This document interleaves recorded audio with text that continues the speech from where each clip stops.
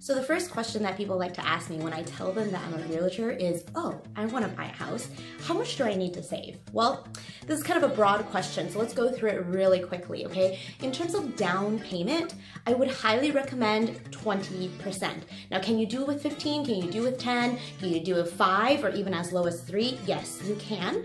But the reason why I recommend 20% down payment is because you won't have to pay something called PMI, private mortgage insurance.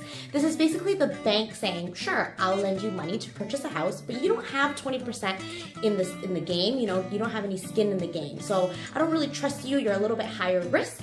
So I'm going to ask you to get mortgage insurance. Okay, there are ways, I don't want to say around it, but there are ways through it. So do talk to a lender about that if you want to get into more specific. Another thing that you should know is if you want to purchase a house, there are things called closing costs.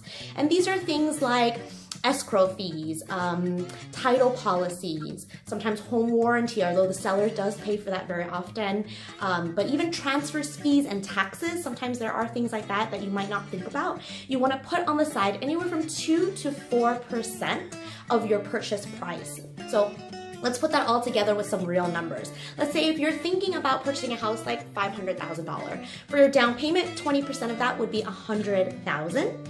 And about 3% of that, because I said between 2 and 4 for closing costs, is about $15,000. So about $115,000 if you want to save for a $500,000 house. Now, if you're like, you know what, I have 50, I have 80, I want to get into a house now because there's one that I really like.